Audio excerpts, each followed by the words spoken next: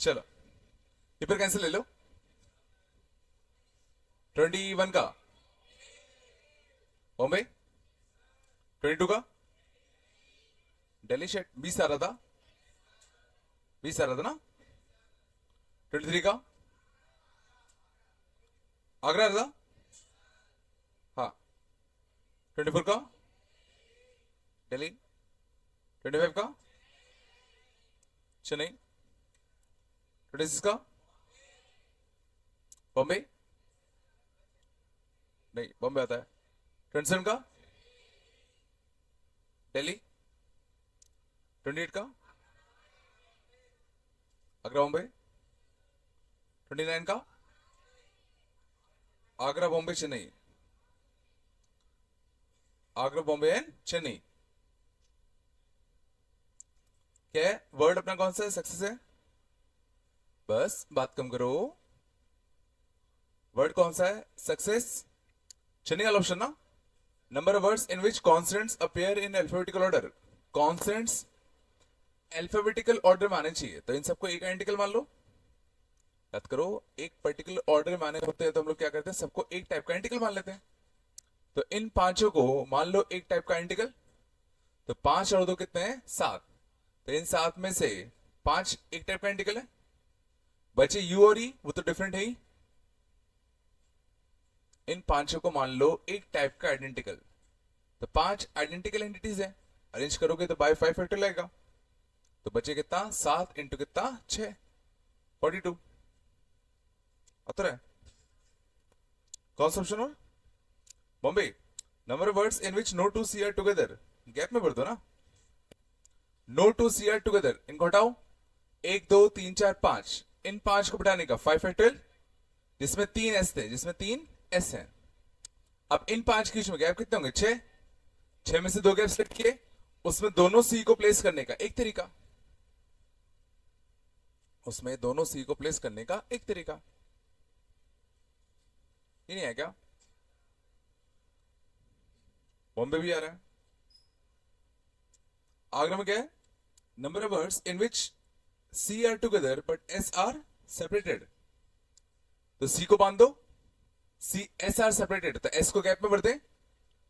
तो इनको बांध दिया, 1 2 3, 3 एंटिटीज को अरेंज करने का 3 फैक्टोरियल। बोलो 3 के बीच में गैप कितने होंगे? 4। अपन को 3 एस बनने हैं, तो 4 में से 3 गैप सेलेक्ट किए, उसमें तीनों एस को प्लेस करने का एक तरीका।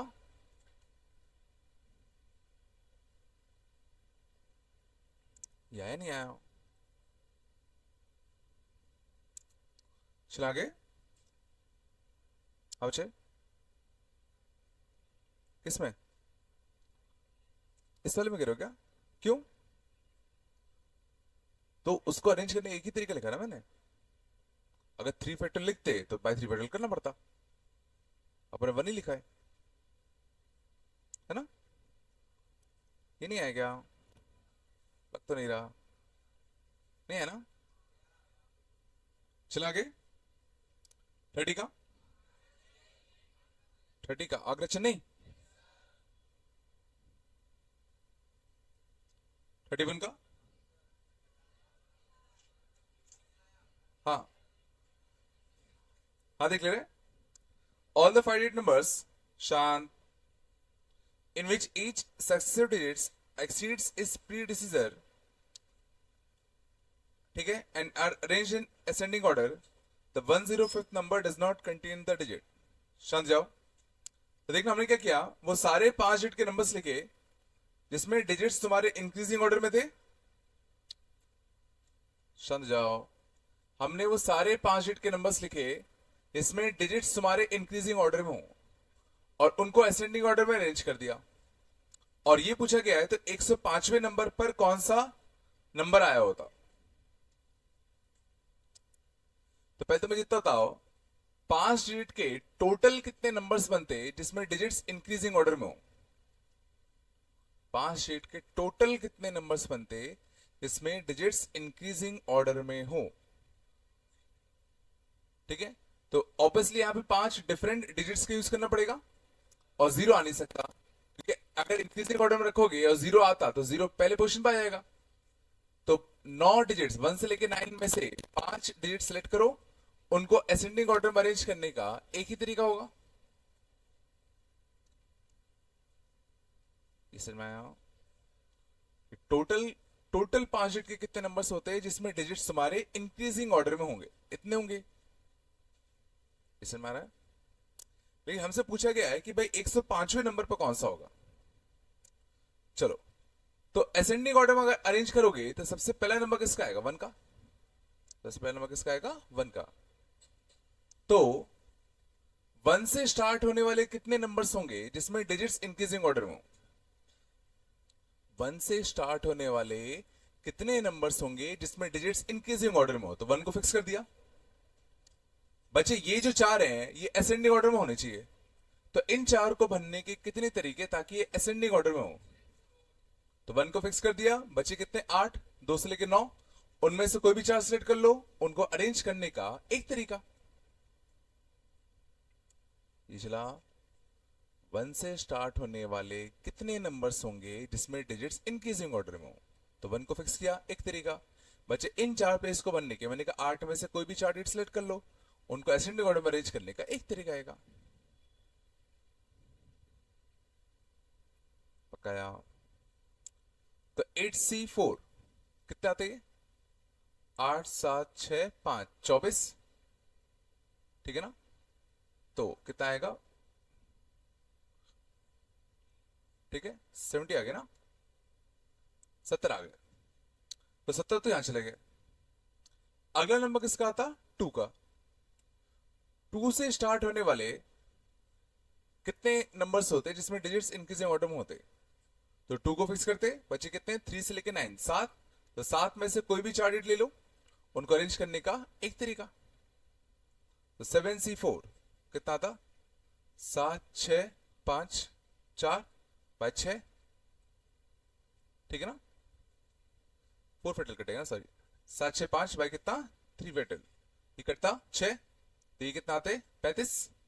70 और 35 कितना आता? 105। अपन को कितना चाहिए? अपन को 105 चाहिए क्या? 105वां नंबर। तो 105वां नंबर तो जो यही आया, मतलब 2 से स्टार्ट होने वाला जो आखिरी नंबर बनता, 2 से स्टार्ट होने वाला जो आखिरी नंबर बनता वही 105वां नंबर होगा।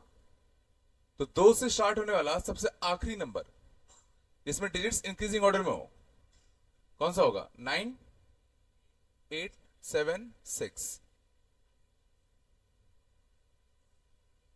तो क्या पूछा गया?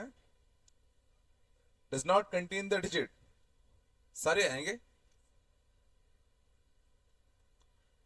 31 कॉल।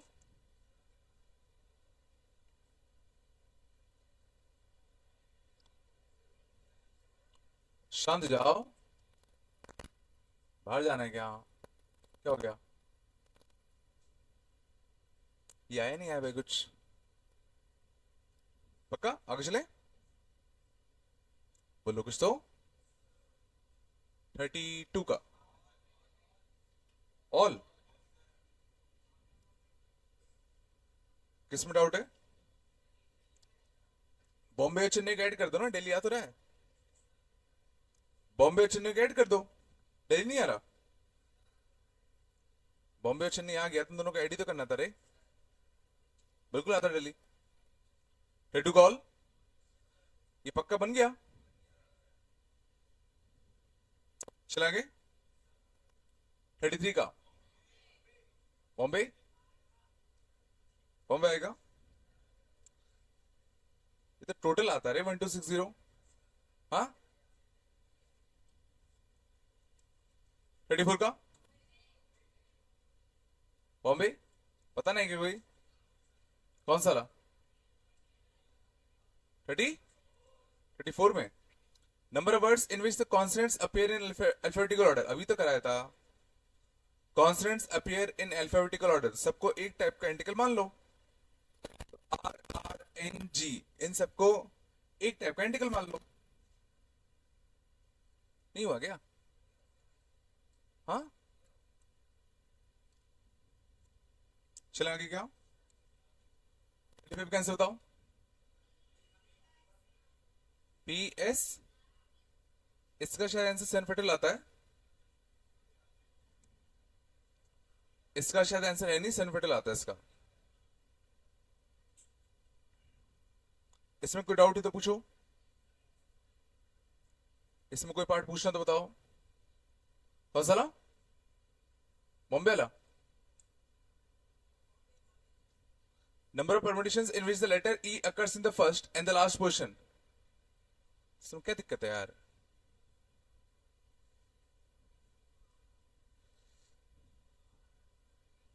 शांत जाओ, बी वाले के देखना, E occurs in first and last portion. कितने ही है? दो ही है ना, 1 2 3 4 5 6 7 8 9, 9 है ना, 3 ई है क्या?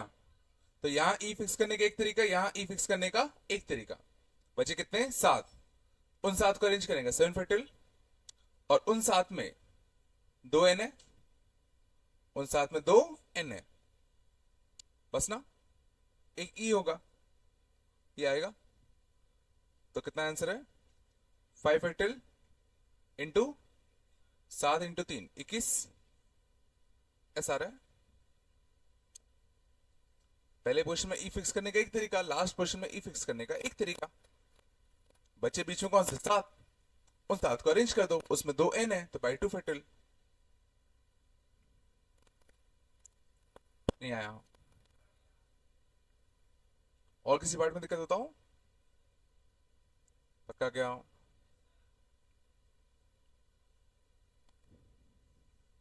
चलो 36 का, 36 का 4, 37 का, 37 का 2, 2, 38 का,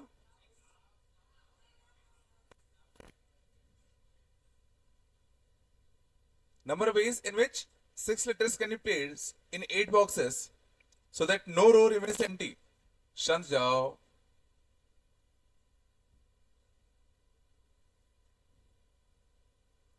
बात कम करो। 1 2 3 4 5 6 7 8, 6 लेटर्स हैं, 6 लेटर्स हैं, 8 जगह है। हमें इनको ऐसे प्लेस करना है ताकि कोई भी रो खाली ना बचे। कितने रो हैं? पहला, दूसरा और तीसरा, कोई भी रो खाली ना बचे। तो मान लो अगर तुम्हें कोई रो खाली बचाना होता तो कैसे भरते? मान लो अगर तुम्हें कोई रो खाली बचाना होता तो लेटर्स को कहां प्लेस करते? बच्चों, अगर मैं 6 लेटर्स को इन 6 जगह पे भर दूं तो एक रो खाली बच जाएगा। तो एक तरीका खाली करने का कि भाई इन 6 जगह भर दो। दूसरा तरीका खाली करने का होता कि भाई इनको खाली छोड़ दो, इनको भर दो। इन दो के अलावा और कोई तीसरा तरीका है नहीं। अगर तुम्हें कोई रो खाली बचाना होता तो सिर्फ कह रहा हूं 2 ही तरीके हैं। इन 4 को तो भरना ही भरना है, बचे तो इधर भर दो या तो इधर भर दो, तो उसके अलावा कोई तीसरा तरीका नहीं है।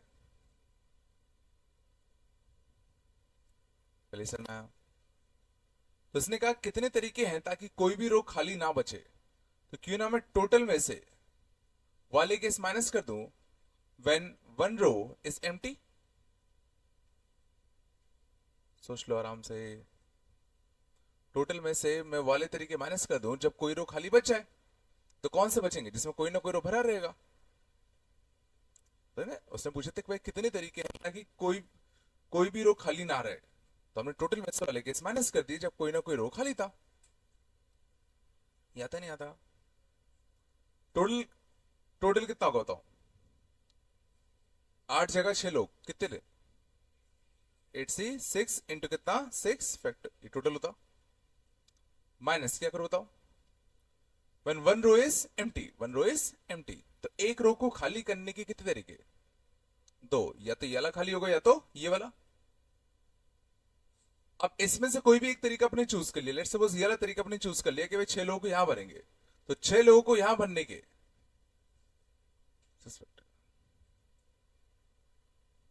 ये नहीं आया शायद ना। पहले तो 2 में से अपने तरीका चूज किया कि भाई येलो रो खाली करे कि येलो रो खाली करे। अपन ने मान लो डिसाइड कर लिया भाई येलो रो हम खाली रखेंगे, तो 6 लोगों को इन 6 जगह पे बिठाने का 6 फैक्टर। कुछ तो बोल दो बस। तो 6 फैक्टोरियल कॉमन आता, तो 8c6 माइनस का कितना 2, 8 और 7 56, 56/2 28, 28 माइनस 2 26, तो 26 इंटू 6 फैक्टोरियल।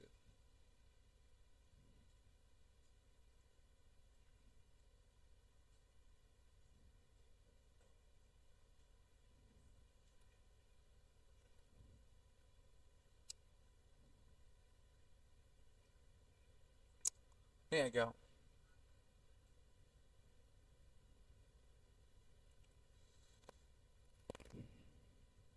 चला गए 39 का क्या 22 ना, ये नहीं है क्या? हाँ बता रहा हूं, इसमें क्या दिक्कत है? 39 में देखना क्या करते थे, T R plus upon T R greater than equal to 1, T R plus upon T R greater than equal to 1 करेंगे, बोलो। तो NC R plus 1 upon NCR, याद है ना, ऊपर एक 5y बचेगा, नीचे क्या बचेगा तुम्हारा एक 2x, बोलो ठीक है तो नहीं का, सॉरी ये एनसीआर बनेगा, एनसीआर ऐसा बनेगा ना, है ना, ठीक है तो n minus R plus 1 upon R 5y upon कितना 2x, शांत जाओ, n कितना है 34, n के लिए छाप दो 34 प्लस 1 35, तो 35 माइनस आर अपॉन कितना आर, y और x के लिए भी छाप दो, y कितना है 2, x कितना है 3, बोला था, तो कितना था 35 इंटू कितना 5, बोलो 175 माइनस का 5r, यहां से 3r इधर जाता, तो r कितना आ गया less than equal to 175 upon कितना 8, ठीक है ना, तो इससे कटता 21 पॉइंट समथिंग, 21 पॉइंट समथिंग बनता ना, तो r की मैक्सिमम वैल्यू जो सेट से करती है कौन सी होती 21, और r 21 अगर रखोगे तो 22 अपॉन 21, तो t22 तुम्हारा क्या आएगा ग्रेटेस्ट आएगा, क्या क्या टर्म्स पूछे,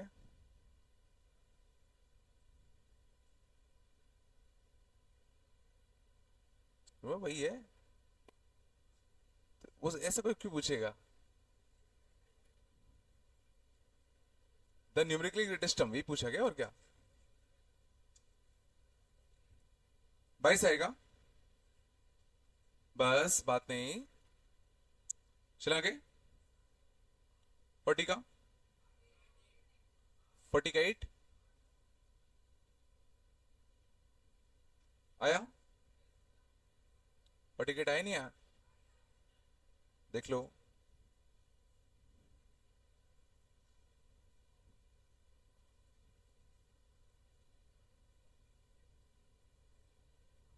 पढ़िए देखना, coefficient of t to the power 24, बात कम करो, इन दोनों को मल्टीप्लाई कर दें, तो 1 प्लस टी की पावर 12 प्लस टी की पावर 24, है ना, प्लस टी की पावर 36,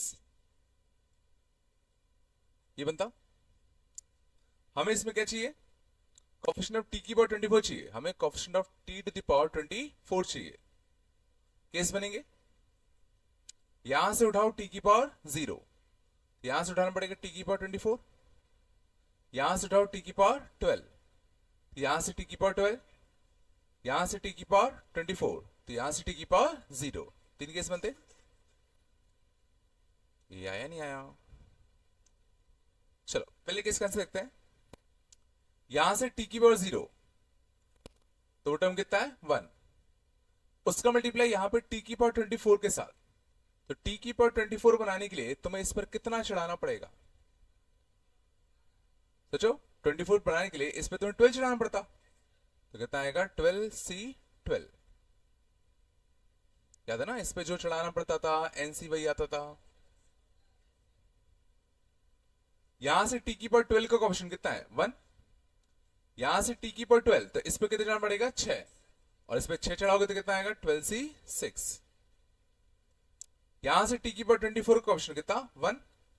यहां से टी की पावर 0 1 ही आएगा। 12c12 और 1 ये दोनों 1 होते हैं, 1 और 1 कितना 2 प्लस 12c6।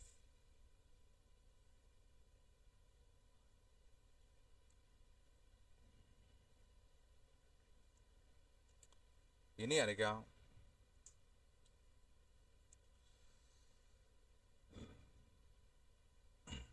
कुछ तो बोल दो, पक्का है? और किसी में दिक्कत?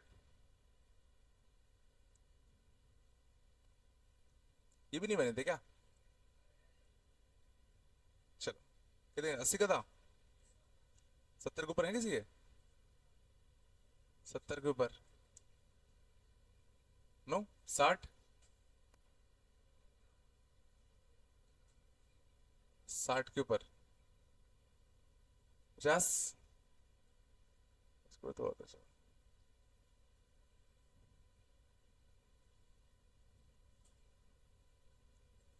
चलो गंदा था क्या पेपर? पेपर सिंपल था। हाँ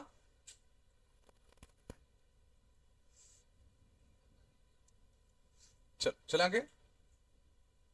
कहां तो हो गए थे अपना?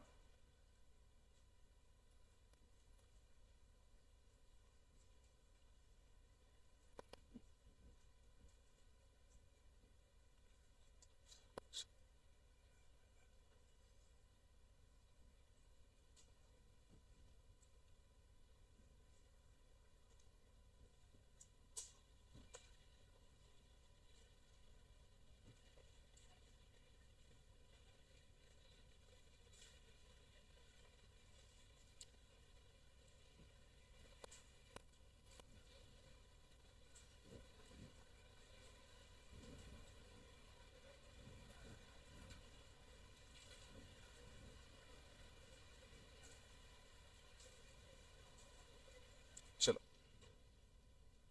कहां तक हो गया था हम लोग का? क्या चल रहा था?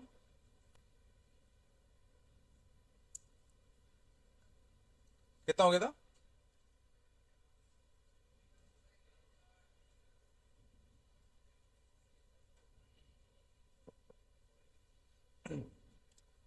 ज्योमेट्रिकल चल रहे थे ना? चलो हाँ बच्चे, हाँ कुछ करो क्या?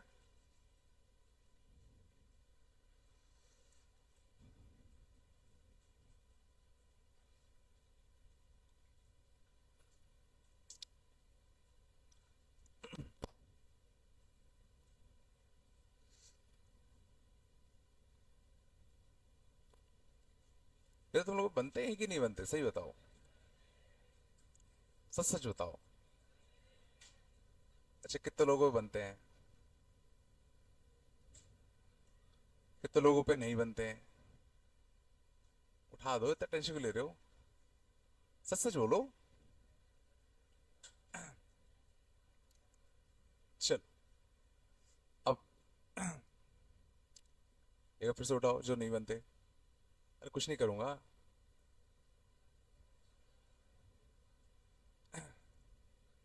अभी तो तुम में से, अब जो जो जिनके नहीं बनते उनमें से कितने पूछने आते हो? जिन जिन पे नहीं बनते उनमें से कितने लोग पूछने आते हो? चलो इनका तब भी ठीक है। बाकी जिन पे नहीं बनते वो पूछने क्यों नहीं आते कुछ? मैं पूछ रहा हूँ, बाकी जिन पे नहीं बनते वो लोग पूछने क्यों नहीं आते? क्या कहते हो?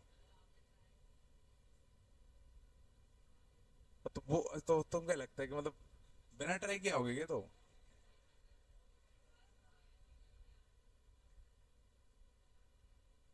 मतलब इतना है कि कुछ हिलता ही नहीं है कुछ भी। हाँ तुम तो पता नहीं कब से नहीं आए पूछने के लिए, 4-5 महीने हो गए होंगे, है ना?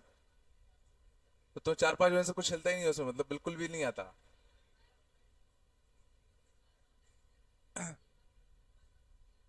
तो तुम कभी तो आते यार। अच्छा अपने दिल से पूछो, क्या यही कारण है कि मैं पूछ लूंगा कि तुमने क्या किया इसलिए तुम नहीं आ रहे? यही है? तो इसलिए तुम 4 महीने से एक बार पूछने नहीं आए मेरे से? कब आए तुम आखिरी बार? मतलब तुम नहीं आए बहुत दिनों से? नहीं है ना? तो हर बार कभी तो आते यार। पता है, मुझे तो ऐसा लगता है कि यार ऐसा तो कभी हो नहीं सकता कि तुम बिल्कुल ही नहीं आता हो यार। अरे कभी कभार ना, 4 महीने में कभी कभार कितनी बार आएगा? 120 बार थोड़ी आएगा। नहीं, पहली चीज तो देखो, अगर नहीं बनता तो आना चाहिए। ठीक है, पहली चीज। दूसरी चीज, जैसे कि मैं जनरली एक ही टाइप के मुश्किल से 1 या 2 सवाल कराता हूँ। मुझे लगता है शायद बहुत लोग नहीं कैच कर पाते। तुम लोगों को चाहिए ज्यादा बार। ऐसा कितने लोग हैं भाई? तुम्हें एक ही टाइप का सवाल कम से कम 4 या 5 बार चाहिए। सच बोलो।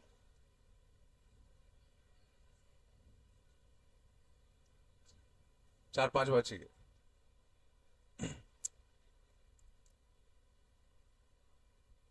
डीसीटी कितने लोग पे नहीं बनती 50% से ज्यादा? डीसीटी कितने लोगों पे नहीं बनती 50% से ज्यादा? ईमानदारी से बोलो, देखो ईमानदारी से बोलो, डीसीटी 50% से ज्यादा कितनों पे नहीं बनती?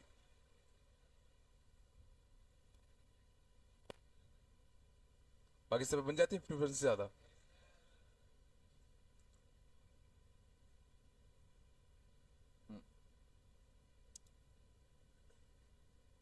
और क्या करा जा सकता है? किसी और का कोई सजेशन? लेक्चर? लेक्चर क्या?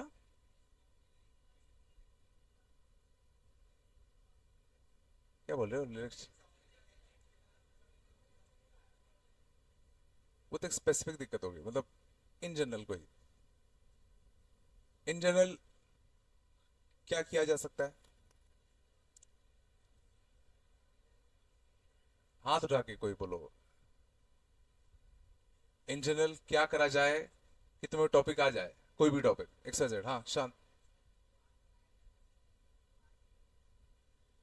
क्या? हाँ, जिस आज पढ़ाया गया उसका लेक्चर आज ही मिल जाए तो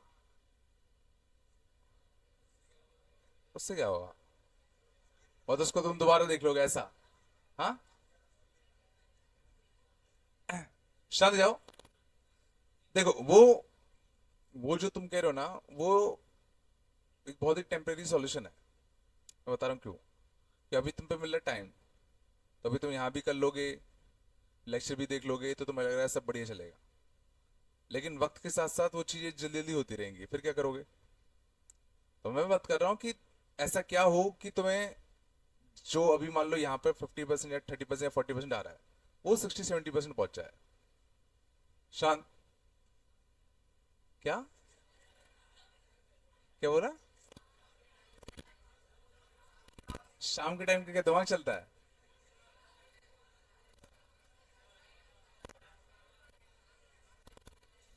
बस शाम के टाइम का दिमाग चलता है। चलो, अगर शाम के टाइम कर दिया तो तुम सच बताओ, तुम कितने बजे उठोगे?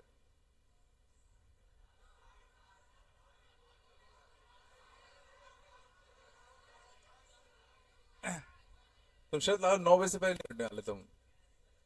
और तुम 9 बजे से अगर पहले नहीं उठोगे तो तुमने रोज के दिन के 2 घंटे वेस्ट कर दिए। 2 घंटे इंटू 24। 24 नहीं तो चलो 20 तो कर लो। हाँ,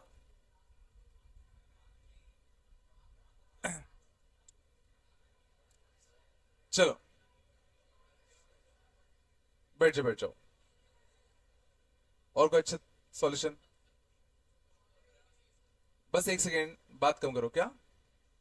हाथ उठा के बोलो, आराम से बोलो, जल्दी बोलो, कोई अच्छा हो तो कोई।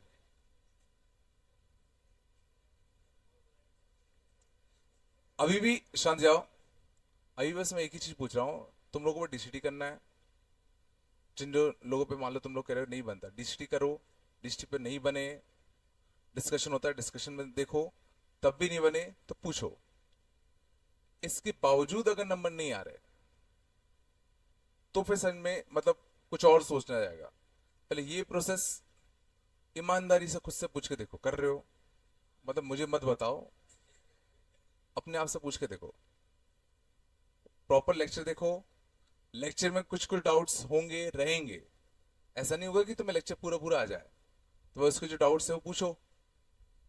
फिर जो होमवर्क है वो प्रॉपर अटेम्प्ट करो। फिर उसके जो डाउट्स हैं वो अगले दिन जब डिस्कस होता है उसको देखो, समझो कि भाई फलाना क्वेश्चन मुझे नहीं आया था, ये सर डिस्कस करने, इसको ध्यान से सुन लो, और फिर उसको दोबारा री अटेम्प्ट करो। ईमानदारी से कर रहे हो, अपने आप से पूछना, इसलिए पूछ रहा हूं, ठीक है ना? उसके अलावा और तुम्हें कुछ लग रहा तो बताओ कि भाई इसके अलावा ये और कर सकते हैं। क्वेश्चन कठिन ना कराया जाए, इजी कराया जाए, सेम टाइप के कराया जाए, क्या कराया जाए, ऐसा कुछ। डाउट क्लास बोलने वाले यार आज तक डाउट पूछने आए नहीं है, है ना? कभी आ तो जाओ यार डाउट पूछने यार, ठीक है?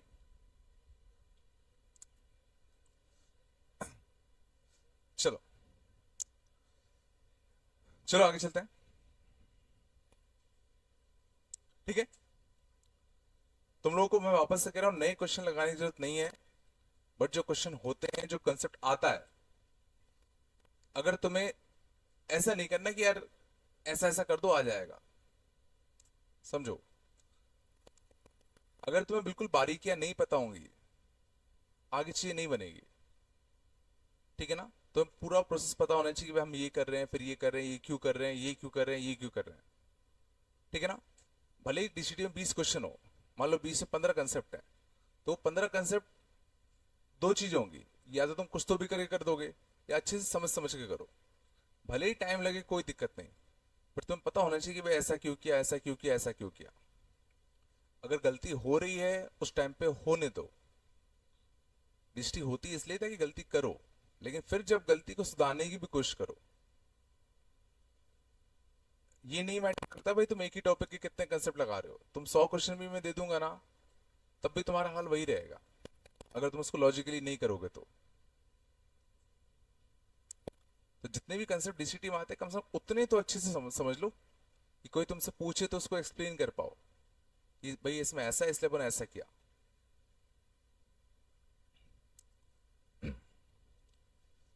चलो देखते हैं और क्या कर सकते हैं। चलो कहां तो हो गया था? वाले क्वेश्चन आए थे ट्रायंगल वाले, one side common, two side common, quadrilateral one side common, two side common, three side common. हाँ चलो लास्ट में करते इसको डिस्कस थोड़ा सा, ठीक है?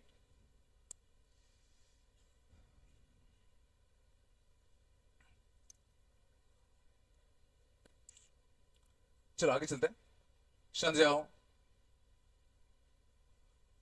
अगला क्वेश्चन देखना।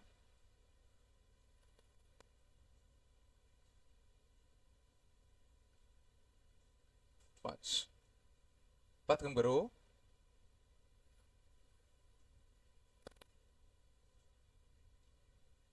ठीक है,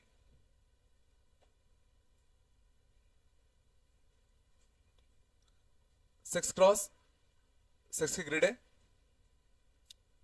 ठीक है? ये सबके सब तुम्हारे 1 x 1 के स्क्वायर्स हैं। ये सबके सब तुम्हारे क्या 1 x 1 के स्क्वायर्स हैं, ठीक है ना? तो मान लो क्वेश्चन पूछा होता number of squares in above figure, इसमें कितने स्क्वायर्स हैं ये पूछा गया है।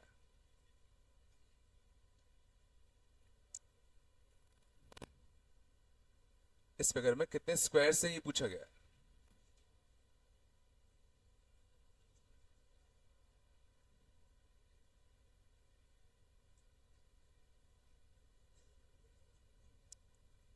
और जब बीच में चीज चलती है ना तो उसको सोचने की कोशिश किया करो। तुम्हारा काम बस छापने का नहीं है, साथ में दिमाग चलाने का भी है। ठीक है ना? दिमाग जब चलाओगे तो फंसोगे तो समझ में आएगा कि अच्छा ये है। समझ में आया? ऐसे कितना आएगा? समझ में आया? 36 तो नहीं आएगा, इतना समझ में आया कि नहीं आया? इतना तो आना चाहिए कि भाई 36 से ज्यादा आएगा। फिर 36 तो सिर्फ 1x1 वाले स्क्वायर होते, पर 2x2 3x2 के भी स्क्वायर बनते। तो इसके लिए हम लोग क्या करेंगे, केस बनाएंगे। भाई या तो स्क्वायर 1x1 का होगा, या तो स्क्वायर 2x2 का होगा, या तो स्क्वायर 3x3 का, अप टू सोन कहां तक? 6x6 तक। समझ में आया? स्क्वायर्स की साइज क्या क्या होती, हमने उस हिसाब से क्या बना लिए, केसेस। अब 1x1 केस में कितने स्क्वायर्स होते? 1 2 3 4 5 6। इस वाली रो में 6, सेकेंड रो में भी 6, टोटल 6 रो है। हर एक रो में 6 थे, तो 6 इंटू कितना? 6। इस रो में 6, इस वाले रो में भी 6, तो 6 6 6 6 6 बार। अब हमें देखना है 2x2 के कितने स्क्वायर्स होंगे। तो देखो, अब 2x2 के कितने स्क्वायर्स होंगे, इनको गिनने के लिए क्या करते हैं? हाँ, इनको गिनने के लिए ध्यान देना, क्या करेंगे? पहला 2x2 का स्क्वायर कुछ मैं ऐसा मार्क कर दूं, मैं हर स्क्वायर के बॉटम लेफ्ट कॉर्नर को मार्किंग करूंगा। तो ये मान लो पहला 2x2 का स्क्वायर है, पहला 2x2 का स्क्वायर है। दूसरा इसी रो में ये वाला बनता, इसका bottom left corner 2, second square हो गया। यहां स्टार्ट करते, ये कौन सा होता? थर्ड। इसी रो का लास्ट 2x2 का स्क्वायर कौन सा होता? देखो 1 2 3 4 5, तो ये 5 स्क्वायर होता। समझ में क्या किया? पहले 2x2, second 2x2, third 2x2, fourth 2x2, fifth 2x2। तो इस वाले रो में कितना है? कितना है? 5। इस वाले रो में भी कितने आते? इस वाले में भी 5, इस वाले रो में भी 5, इस वाले रो में भी 5। एक बार, दो बार, 3 बार, 4 बार, 5 बार। 5 रो में 5 5 आते, तो टोटल कितना आते? 5 इंटू 5 25।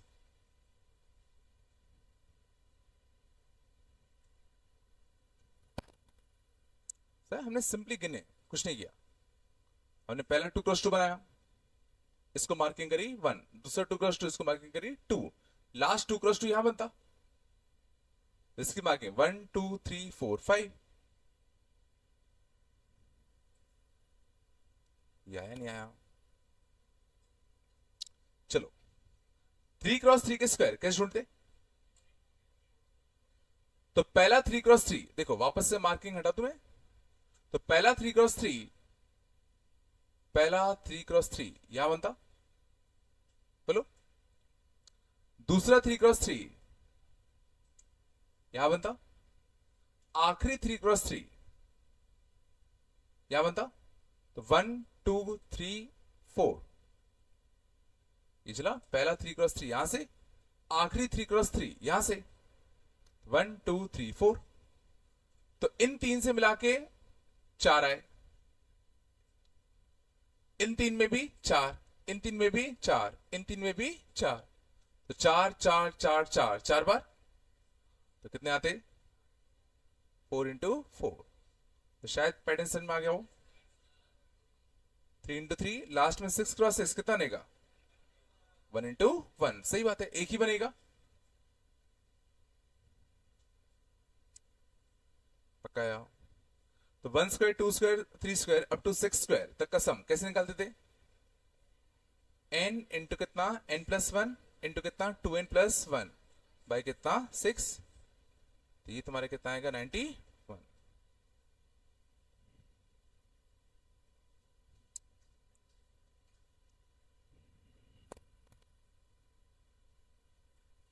आया थोड़ा बहुत? ये समझ में गिनते कैसे?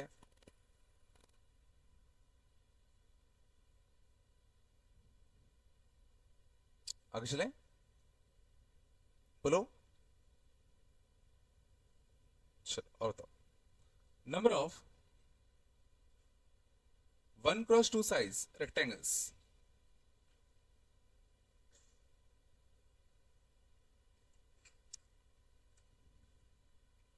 इसमें कितने 1x2 साइज के रेक्टेंगल्स है?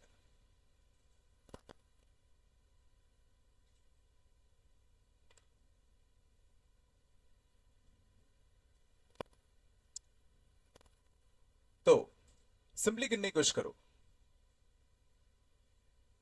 तो देखो, पहला 1x2 का रेक्टेंगल,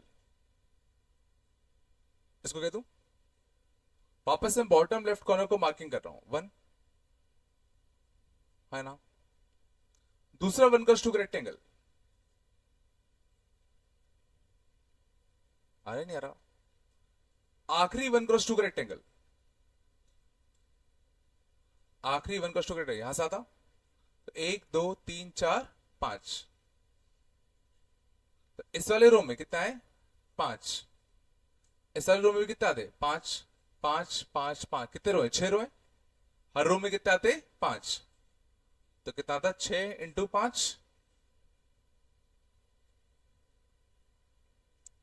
हाँ, यह है इसमें। बट सोचने की कोशिश करो, ये सारे के सारे हॉरिजॉन्टल वाले रेक्टेंगल होते, ये सारे तो सारे हॉरिजॉन्टल वाले होते ना। बट 1x2 के रेक्टेंगल तो मैं वर्टिकल भी ढूंढ सकता हूं, वर्टिकली भी तो हो सकता है। और वर्टिकली अगर देखें तो इस वाले रो में पहला, दूसरा, तीसरा, और ये कौन सा होता? पांचवा।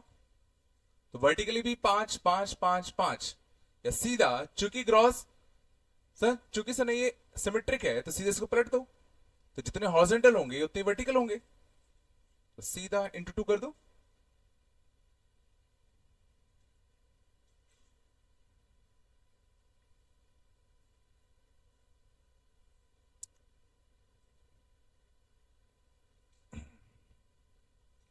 दिक्कत हो रही है क्या इसमें?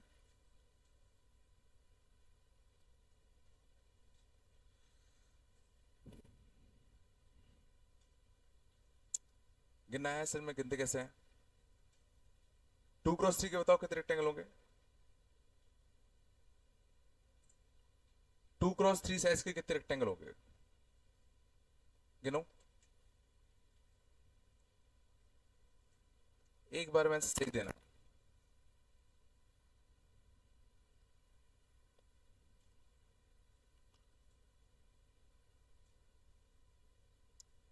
अपनी कॉपी में गिनो ना यार, मेरी में क्यों गिन रहे हो?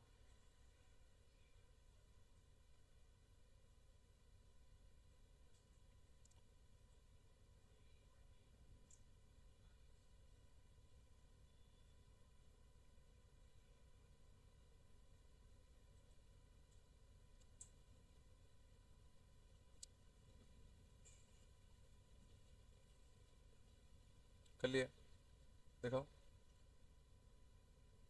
हम्म, क्या करा है? कुछ किया इसने?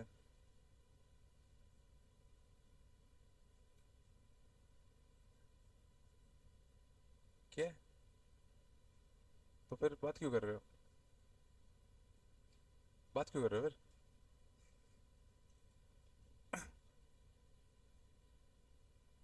चलो, कितना है? 40 है। वापस से मार्किंग करते, देखो पहला 2x3, पहला 2x3 ये होता, आखिरी 2x3 ये होता, 1 2 3 4। इस रो में कितना आ गए? 4। सर मैं मार्किंग क्यों कर रहा हूं? ताकि मैं सारे ना बनाने पड़े। 4, इस साल में भी 4 4 4 4, 5 बार 4, तो कितना आएगा? 4 इंटू कितना? 5। बट ये हॉरिजॉन्टल वाले होते, उतने ही वर्टिकल वाले होते।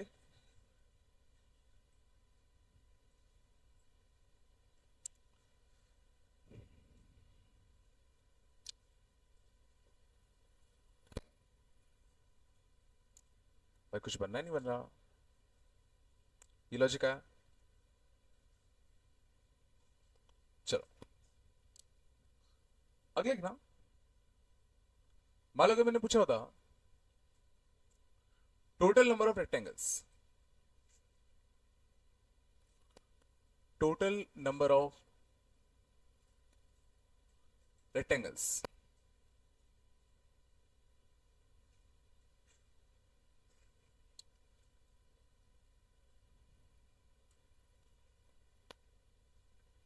क्या?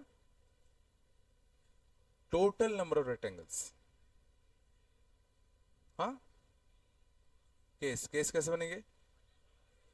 1 cross 2, 1 cross 3, 1 cross 4, 1 cross 5, 1 cross 6, 2 cross 1, 2 cross 2, 2 cross 3, 2 cross 4।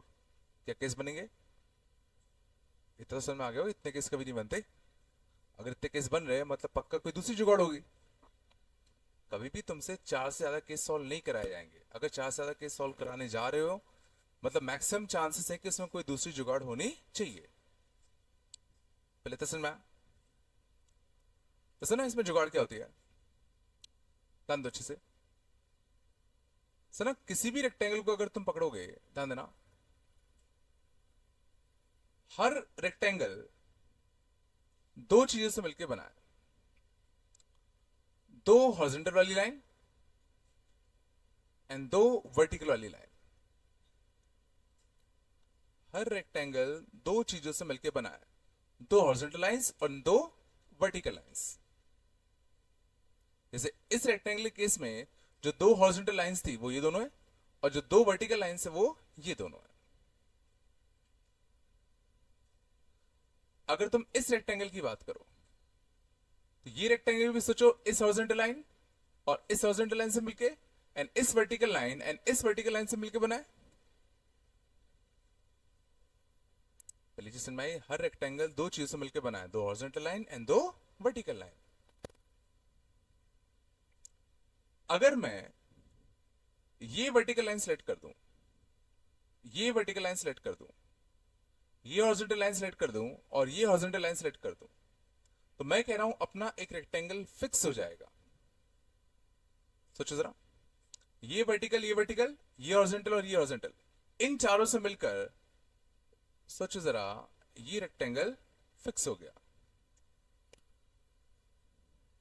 अगर मैं दो वर्टिकल लाइन सेलेक्ट कर लूं एंड दो हॉरिजॉन्टल लाइन सेलेक्ट कर लूं तो मेरा एक रेक्टेंगल फिक्स हो जाएगा। मान लो तुमने ये वर्टिकल लाइन ली, मान लो तुमने ये वर्टिकल लाइन ली, और हॉरिजॉन्टल में लेट्स सपोज तुमने ये वाली हॉरिजॉन्टल लाइन ली और ये वाली हॉरिजॉन्टल लाइन ली, तो सोचो क्या रेक्टेंगल फिक्स हो रहा है? नहीं हो रहा। ये इन दोनों से और इन दोनों से।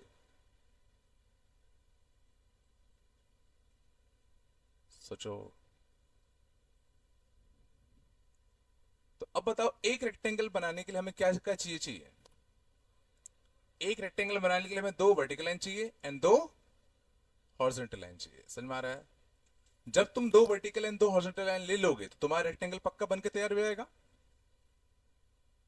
समझ में आता? तो अब तुम्हारा काम क्या है? दो वर्टिकल लाइन सेलेक्ट करना एंड दो हॉरिजॉन्टल लाइन सेलेक्ट करना। इतना काम तुम्हारा बच गया। अब तुम्हारे पास कितनी वर्टिकल लाइंस है? वर्टिकल लाइंस कितनी है? 1, 2, 3, 4, 5, 6, 7।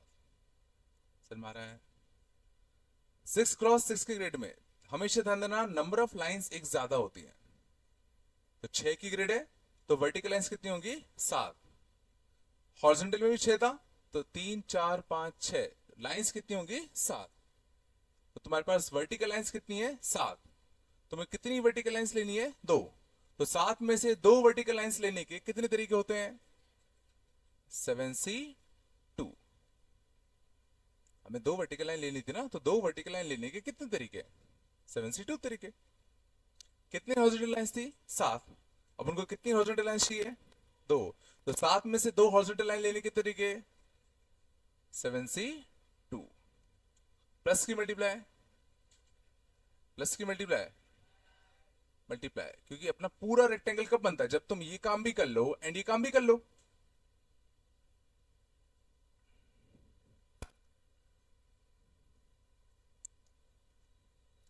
ये लॉजिक आया? लग नहीं रहा?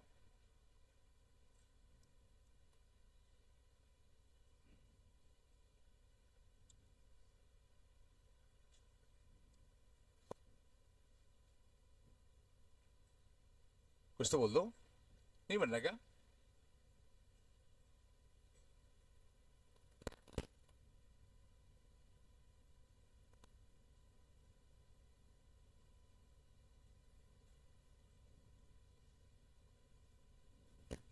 है तो कहा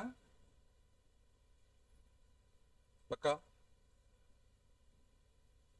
आगे चले। तो ये हमने देखा कि अब अगर हमें रेक्टेंगल बनाना है तो सीधा हम दो वर्टिकल लाइन सेलेक्ट करेंगे एंड दो हॉरिजॉन्टल लाइन सेलेक्ट करेंगे, अपना काम बन जाएगा। थोड़ा सा इसमें वेरिएशन करते हैं। Number of rectangles with both side length odd, with both side length odd,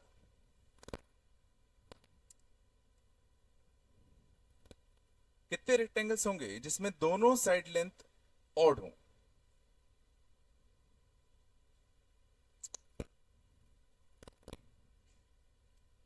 देखो क्या बोलो बोलो।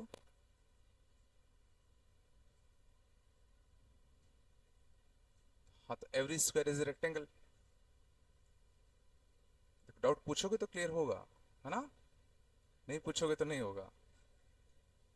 हाँ, इसलिए बोला जाता है डाउट पूछा करो, कि तुम्हारे डाउट मुश्किल से 2 या 3 सेकंड के होते हैं तुम लोगों के, पर तुम वो पूछते नहीं हो, फिर वो रह ही जाते हैं। ठीक है, वो दिक्कत देंगे ही देंगे। चलो, number of rectangles with both side length odd. अब देखो पूरा खेल ऑब्जर्वेशन का है। तुम्हें अगर चीजें ऑब्जर्व करना आती है तो तुम पैटर्न ढूंढ लोगे। गौर करो, इस बार हमें जो रेक्टेंगल चाहिए उसके दोनों साइड लेंथ ऑड चाहिए। तो तुम लोग बताना। तो ये मान लो पहली वर्टिकल लाइन है, ये सेकेंड नंबर वर्टिकल लाइन, ये थर्ड, फोर्थ, फिफ्थ, सिक्स्थ और सेवेंथ, 7 वर्टिकल लाइन अपने पास। अब मुझे रेक्टेंगल बनाना है। रेक्टेंगल बनाने के लिए हमने सीखा था क्या, कि हमें 2 वर्टिकल लाइन चाहिए और 2 हॉरिजॉन्टल लाइन चाहिए। लेट सपोज अगर मैंने एक वर्टिकल लाइन ले ली थर्ड नंबर वाली, मान लो मैंने एक वर्टिकल लाइन ले ली थर्ड नंबर वाली, तो एक और वर्टिकल लाइन में कौन सी लूं ताकि वो लेंथ ऑड बन जाए? समझो, क्या 4 ले सकता हूं? अगर मैंने ये वर्टिकल लाइन और ये वर्टिकल लाइन ले ली तो हॉरिजॉन्टल लाइन में कोई भी ले लूं, सोचो ये लेंथ ऑड बनी गया ना। सोचो एक लाइन ये और एक लाइन ये ले लूं और हॉरिजॉन्टल लाइन कोई भी ले लूं, तो देखो रेक्टेंगल ये वाला बनता।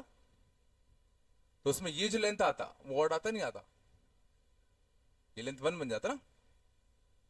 ये नहीं आएगा? ये नहीं आएगा?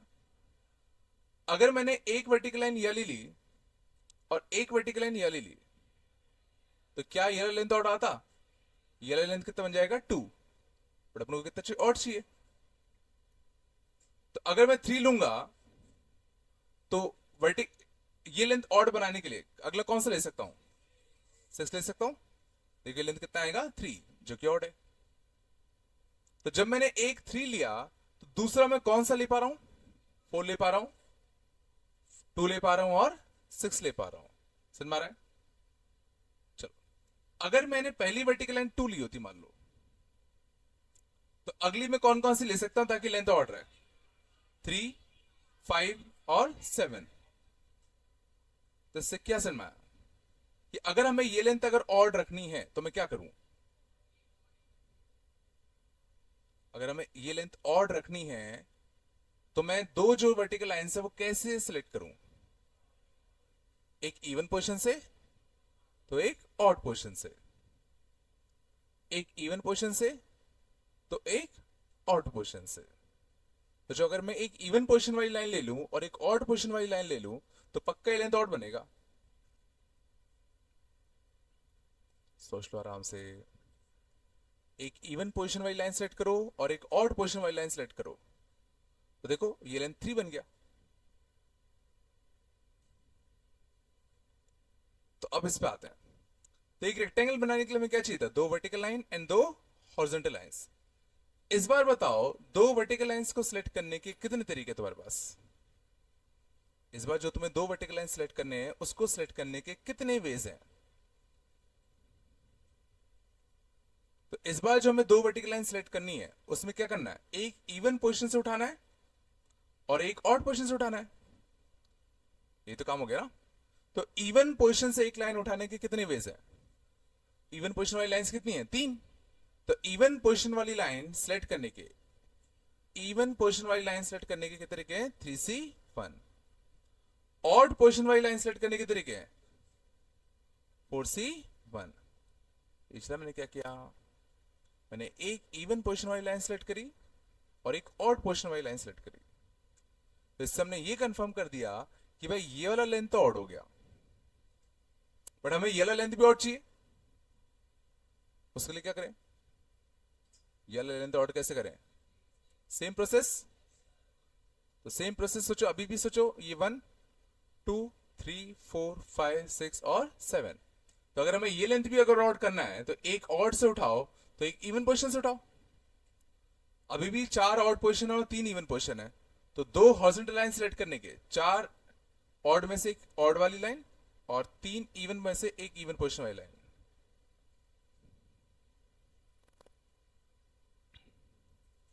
वही लग नहीं रहा होगा।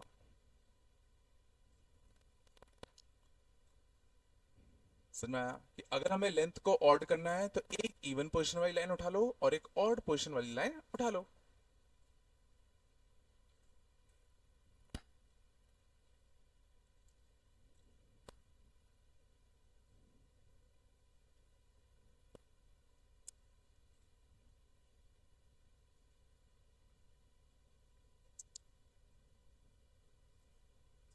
कुछ आ रहा है, नहीं आ रहा है?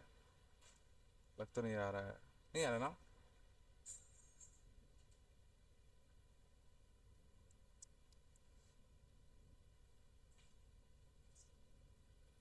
तो क्या तुम बता सकते हो, बोथ साइड लेंथ अगर इवन करना हो तो क्या करें? अगर बोथ साइड लेंथ हमें इवन चाहिए तो क्या करें? या तो दोनों इवन पोजीशन से उठा लो या दोनों ऑड पोजीशन से उठा लो। इतना समझ में आ गया होगा। अब इसी को बस आंसर के फॉर्म में तुम्हें लिखना आना चाहिए। तो हमारा काम क्या है, दोनों या तो इवन पोजीशन से उठे या तो दोनों ऑड पोजीशन से उठे। दोनों इवन पोजीशन से उठाने के कितने तरीके हैं? दोनों इवन पोजीशन से उठाने के कितने तरीके? 3C2। 3 इवन पोजीशन वाली लाइन थी, उसमें से 2 लाइन उठानी थी 3C2। या दोनों ऑड पोजीशन से उठा लें, तो 2 ऑड पोजीशन से लाइन उठाने के तरीके 4C2। प्लस की मल्टीप्लाई, प्लस की मल्टीप्लाई, प्लस में। या तो हम दोनों ऑड पोजीशन से उठा लें या दोनों इवन से उठा लें। इसमें ये हमने क्या किया, ये अभी हमने 2 वर्टिकल लाइन सिलेक्ट की है बस अभी तक। बस तुमने 2 वर्टिकल लाइन सिलेक्ट करी भी है। अब ऐसे ही तुम 2 हॉरिजॉन्टल लाइन के लिए भी यही करते। तो जब 2 हॉरिजॉन्टल लाइन सिलेक्ट करने जाते तो भी तो यही करते ना। लग नहीं रहा कुछ भी आ रहा है, कुछ तो बोल दो।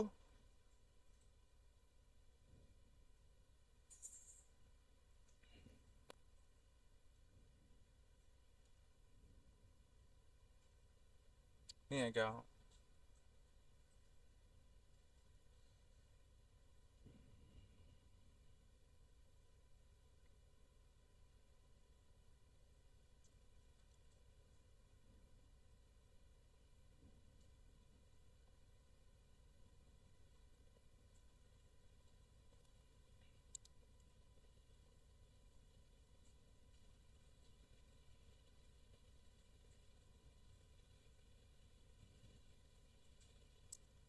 या लॉजिक आया?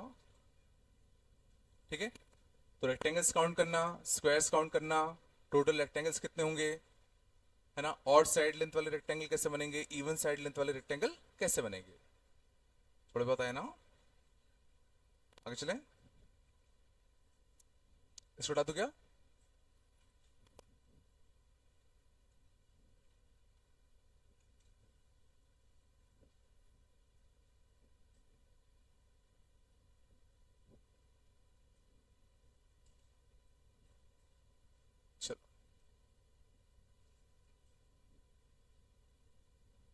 अब इसको क्या लिख लेना अपनी लैंग्वेज में कि भाई दो ऑड लेंथ चाहिए तो दो, एक इवन पोजीशन से उठाओ एक ऑड पोजीशन से उठाओ, ये अपनी लैंग्वेज में लिख लो हिंदी में, ये नहीं कि तुमने बस छोड़ दिया ऐसे।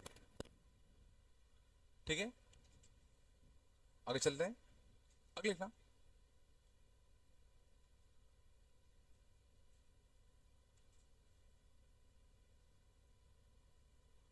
मतलब इन चेस बोर्ड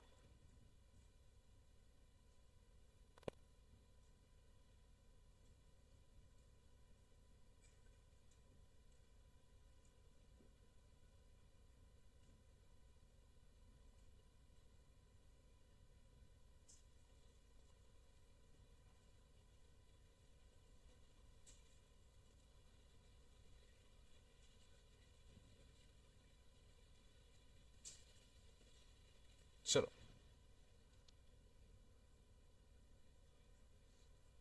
ठीक है, शांत।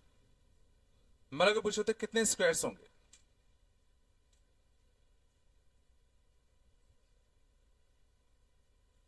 इन चेस बोर्ड कितने स्क्वायर्स होंगे? क्या करेंगे, कैसे बनेंगे, कैसे बनेंगे? 1 क्रॉस 1 के बनाए, 2 क्रॉस 2 के, 3 क्रॉस 3 के। शांत जाओ। अब टू कितना? 8 क्रॉस 8 तक। बात कम करो। 1 क्रॉस 1 के 8 8 8 8, तो 8 × 8। 2 क्रॉस 2 के, देखो मैं क्या कर रहा हूं, तो पहला 2 क्रॉस 2 क्या बनता? आखिरी 2 क्रॉस 2 यहां बनता। और मैं सिर्फ बॉटम लेफ्ट कॉर्नर को गिनूंगा, तो यहां से लेके यहां तक 1 2 3 4 5 6 7। तो इस वाले रो में कितना है? 7। इस वाले रो में भी 7। 2 3 4 5 6 7, 7 रो है, हर रो में कितने हैं? 7। तो 7 7 7 7 7 बार। तो 2 क्रॉस 2 के कितने होंगे? 7 × 7। तो शायद समझ में आ गया होगा। 3 क्रॉस 3 कितने होंगे? 6 × 6 एंड सो ऑन। 8 क्रॉस 8 के कितने होंगे? 1 × 1। तो 1 स्क्वायर से लेके 8 स्क्वायर तक का सम, तो n × n+1 × n+1/6। नहीं है क्या?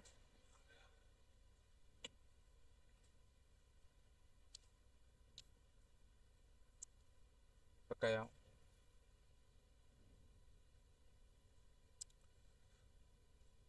टोटल नंबर ऑफ रेक्टेंगल्स कितने होंगे?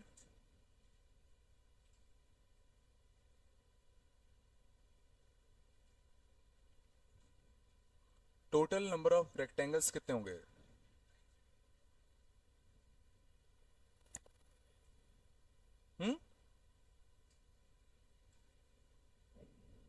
तो रेक्टेंगल कैसे बनता है? दो हॉरिजॉन्टल और दो वर्टिकल लाइन से। वर्टिकल लाइन कितनी होगी? 1 2 3 4 5 6 7 8 9, ये एक ज्यादा होता है। तो 9 वर्टिकल लाइंस में से दो वर्टिकल लाइंस लेने के 9c2। सिमिलरली 9 हॉरिजॉन्टल लाइंस में से दो हॉरिजॉन्टल लाइंस लेने के भी 9c2, और मल्टीप्लाई करना पड़ेगा।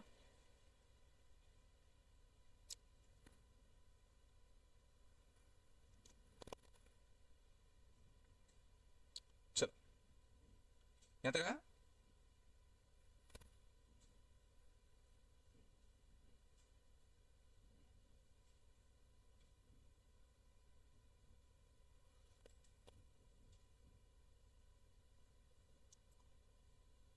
अगली ना,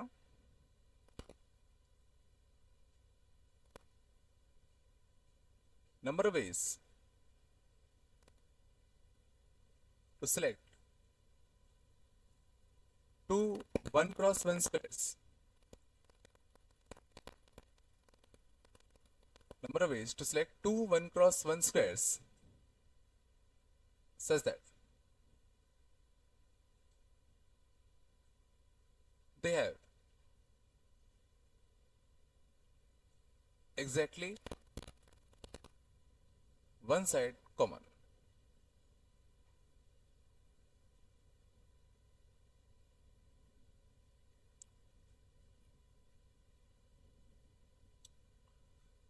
कंसेप्ट देखना,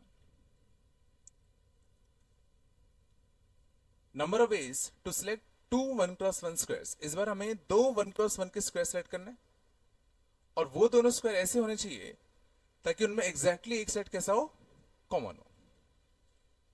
एक आधा एग्जांपल सोचो, जैसे अगर मैं इन दो स्क्वायर को सिलेक्ट कर लूं, देखो इसमें एग्जैक्टली एक सेट कैसा है, कॉमन।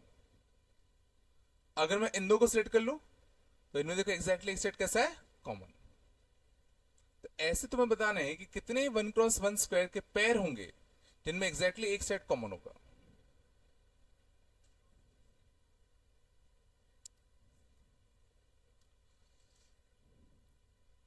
तो समझना, क्या मैं ऐसे कर सकता हूं कि पहला स्क्वायर सिलेक्ट करने के 64 तरीके,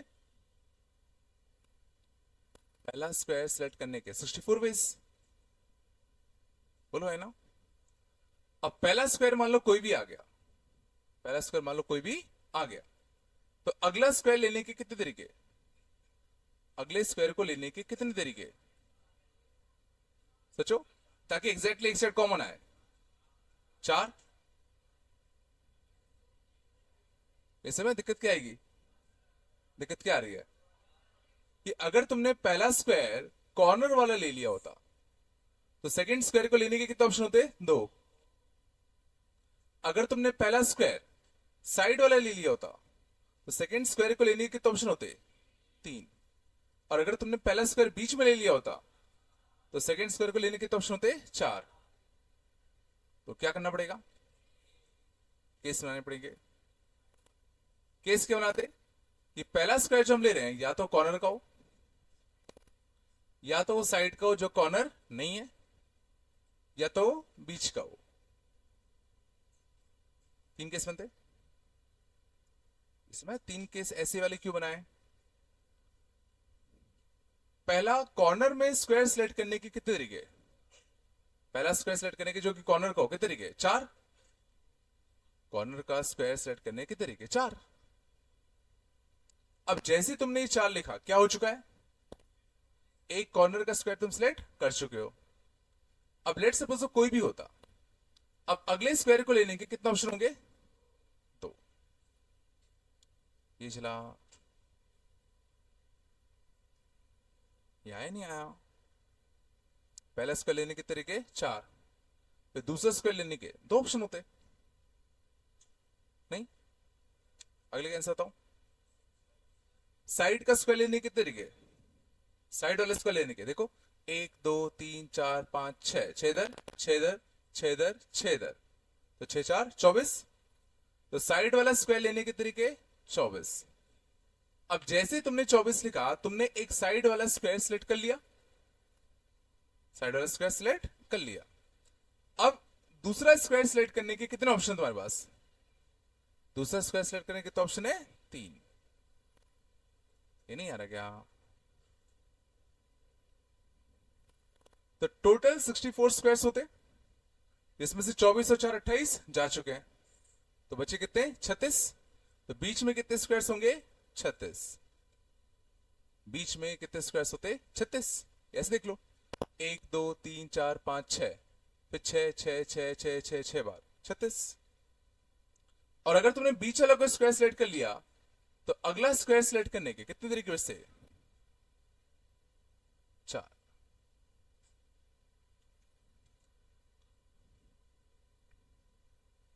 आया,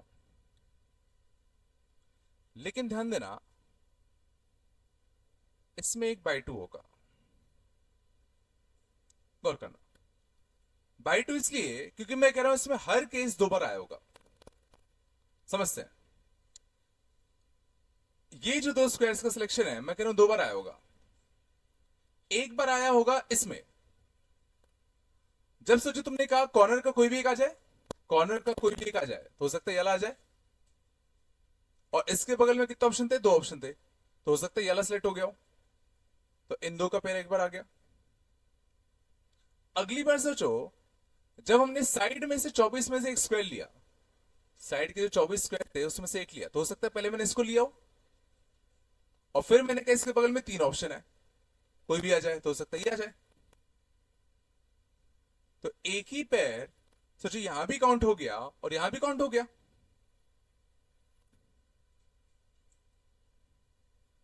नहीं आया।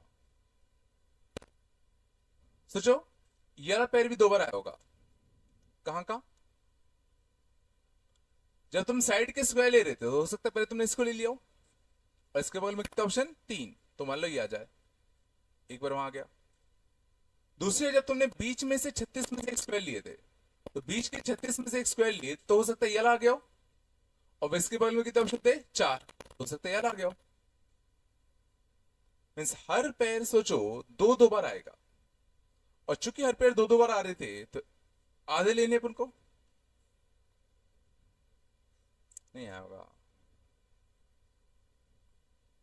नहीं आया ना।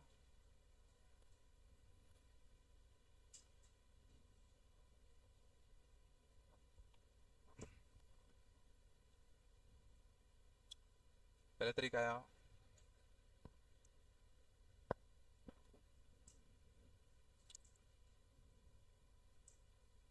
आगे चले।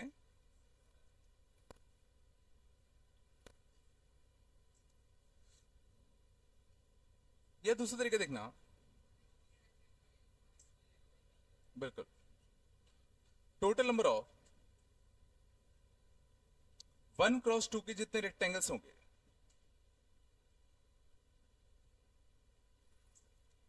समझ ना, ऐसे कितने पेयर ऑफ स्क्वायर्स होते हैं जिसमें एग्जैक्टली वन साइड कॉमन होगा। तो सीधा मैं कह रहा हूं, जैसे समझो ये एक पेयर था जिसमें एग्जैक्टली वन साइड कैसा था कॉमन, तो ये 1 × 2 का जो रेक्टेंगल होगा वो इन दोनों पेयर को करस्पॉन्ड कर रहा है।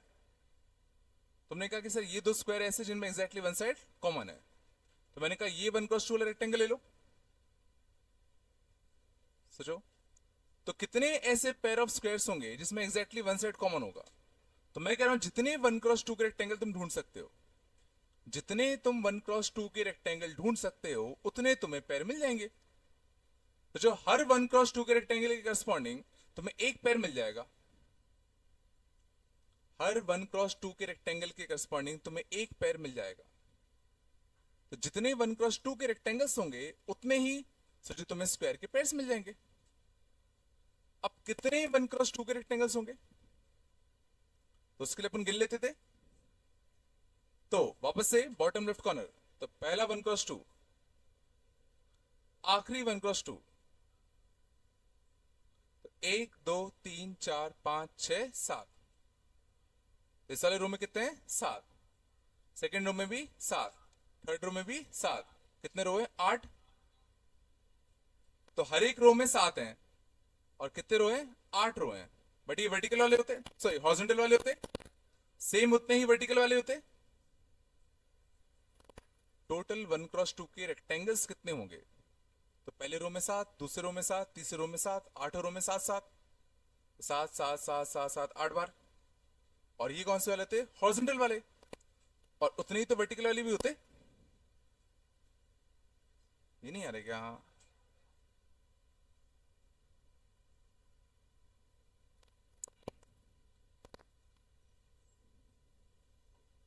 कुछ तो बोलो।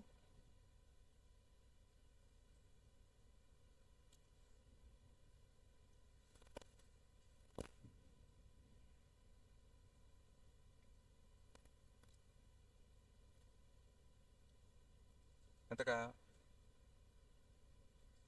आगे चले। चलो इसी क्वेश्चन का सेकंड पार्ट देखना। Number of ways to select two 1 × 1 squares such that they have exactly one vertex common. They have exactly one vertex common.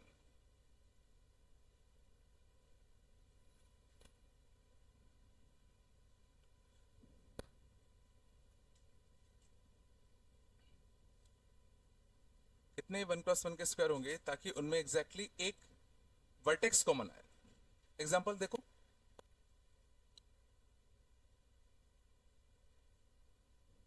जैसे मैं इसको ले लूं, देखो इसमें एग्जैक्टली एक वर्टेक्स कॉमन आएगा। इसको ले लें, इसमें भी एग्जैक्टली एक वर्टेक्स कॉमन आएगा, तो क्या करें, या तो वापस से केस बना ले। तो जो अगर हमने कॉर्नर वाला स्क्वायर लिया होगा, अगर कॉर्नर वाला स्क्वायर लिया होगा पहला, तो दूसरा स्क्वायर लेने के कितने तरीके हैं, एक ही ऑप्शन है। अगर मैंने साइड वाला लिया होगा, अगर मैंने साइड वाला लिया होगा, तो अगला स्क्वायर लेने के जिसमें एग्जैक्टली एक वर्टेक्स कॉमन आए, दो ऑप्शन है। और अगर बीच वाला लिया होता तो कितने ऑप्शन होते, चार। या तो केस बना ले कि भाई कॉर्नर वाला ले ले, चार तरीके, तो अगला स्क्वायर लेने कितने ऑप्शन बचते, एक। अगर साइड वाला ले ले तो अगला लेने के कितने ऑप्शन बचते, दो। और अगर बीच वाला ले ले तो अगले लेने के कितने ऑप्शन बचते, चार। बट सोचने की कोशिश करो, हर स्क्वायर दो बार आएगा।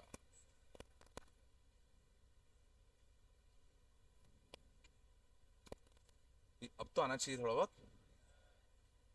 बाई टू आया नहीं आया, सोचने की कोशिश करो, हर पैर दो बार आएगा।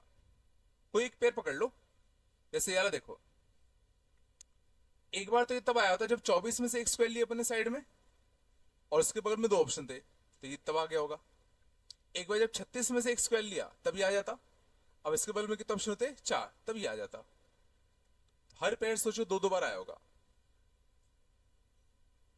नहीं आया ना।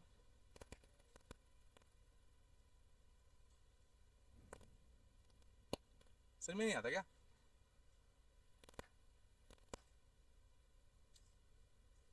दूसरा कोई तरीका, दूसरा कोई तरीका,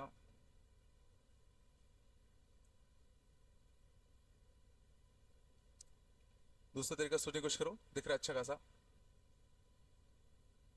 हाँ,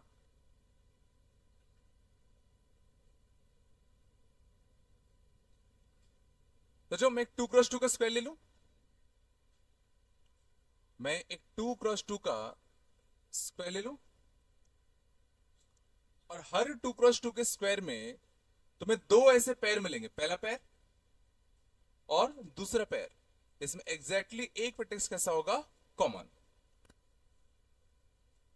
सोच लो, जितने 2x2 के स्क्वायर्स होंगे, हर 2x2 के स्क्वायर में ऐसे दो पैर होंगे, इसमें एग्जैक्टली एक वर्टेक्स कॉमन होगा, पहला पैर और दूसरा पैर।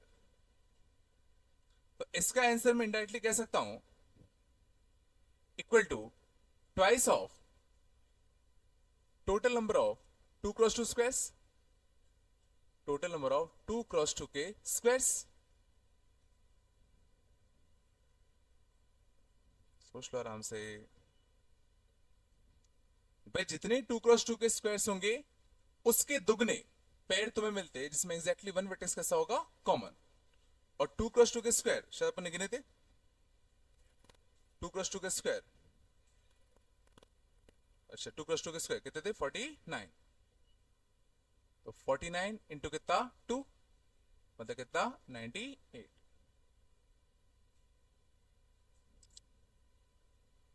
हाँ, नहीं है क्या भाई, कुछ बन रहा है, नहीं बन रहा है,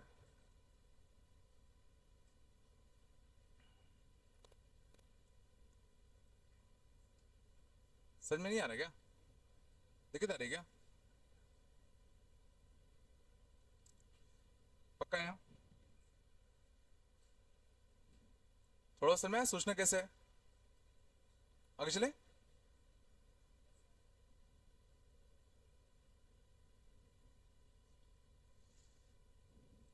इसी का थर्ड पार्ट देखना, अभी भी क्वेश्चन वही है, number of ways to select two 1x1 squares such that if two horses are placed on them, घोड़ा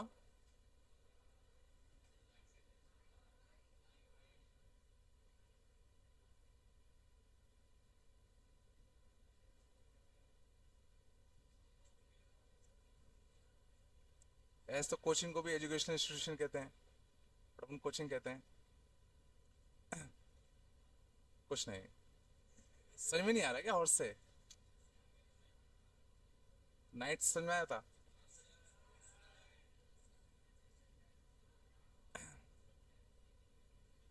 चलो, टू नाइट्स लिख लो, if two knights are placed on them. चलो पहले क्वेश्चन क्या है कि इस बार तुम्हें दो 1x1 के स्क्वायर्स ऐसे वाले सिलेक्ट करने हैं ताकि उन पर अगर तुम दो घोड़े प्लेस कर दो तो वो एक दूसरे को मार दे। एक का एग्जांपल बताओ। जैसे एक तुमने ये वाला लिया, ये ला सकता है। देखो यहां इन दो जगह रख दोगे तो घोड़े एक दूसरे को मार सकते हैं। बस अगर तुमने ये लिया तो यहां ले सकते हो।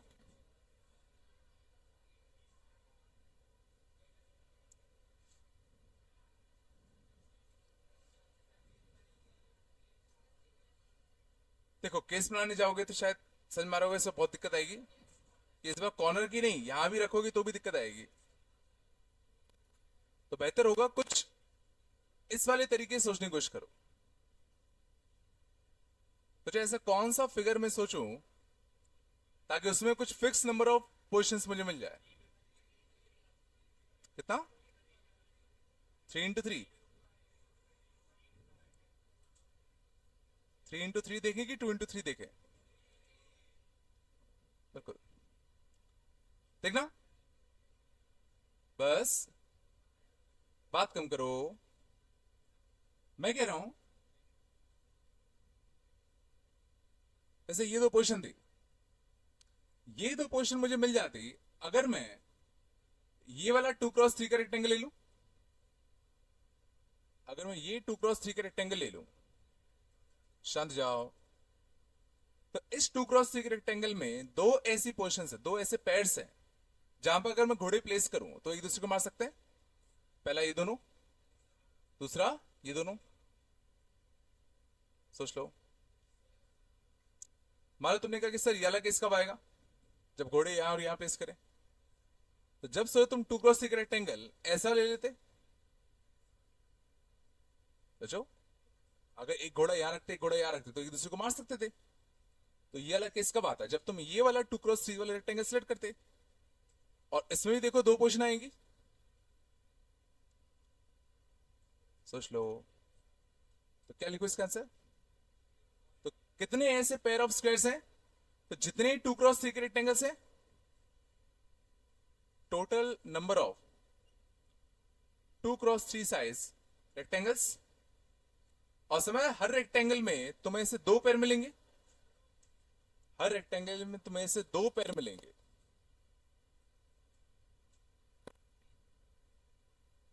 कुछ आ रहा है नहीं आ रहा भाई? अब क्वेश्चन बस उठता है कि 2x3 के रेक्टेंगल्स कितने होंगे, तो अपन गिन सकते हैं। शांत जाओ। तो वापस से गिनने के लिए बॉटम से चालू करते हैं। तो पहला 2x3 यहां से, आखिरी 2x3 1 2 3 4 5 6। समझ में आ रहा ना? इधर कितना है? 6। 2 3 4 5 6 7। तो 6 6 6 6 7 बार, तो 6 into 7। बट ये सारे हॉरिजॉन्टल वाले होते, इंटू 2 करते वर्टिकल वालों के लिए, और 1 into 2 ये वाला। बात कम करो यार। कितने 2x3 के रेक्टेंगल्स होंगे? तो हमने देखा इस वाले रो में कितने आ गए? 6। यहां से भी 6, फिर 6। तो 1 बार 2 बार 3 बार 4 बार 5 बार 6 बार 7 बार।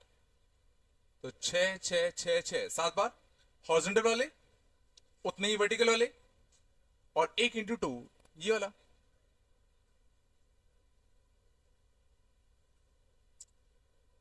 लग नहीं रहा है?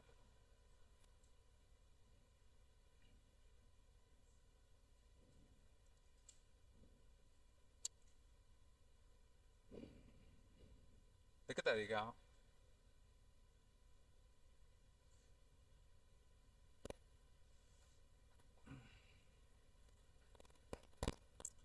बस बात नहीं करो।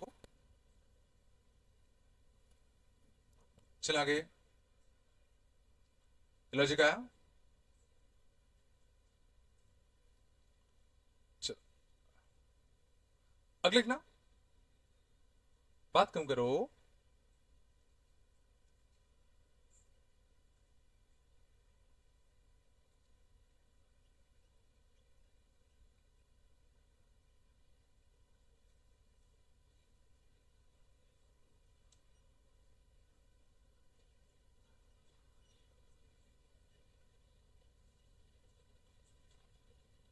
चलो इस बार क्वेश्चन है कि इस बार हमें दो 1x1 के स्क्वायर सिलेक्ट करने हैं, ताकि उनमें अगर हम दो रूक्स प्लेस कर दें। नाइट्स, नाइट्स में पता था, रूक्स नहीं पता।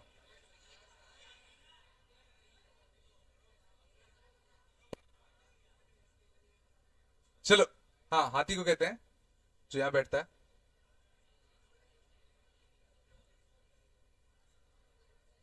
क्या?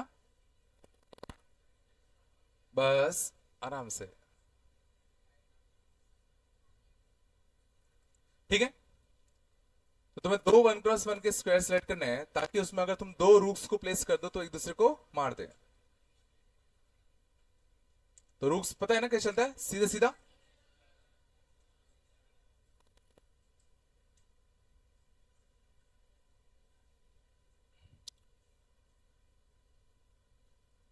कैसे करते हैं?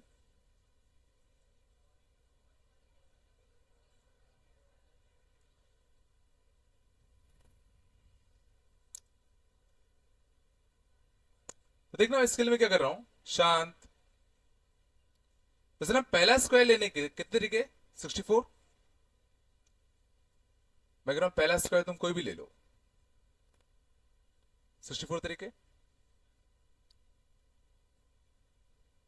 मान लो तुमने पहला स्क्वायर ले लिया, ये वाला।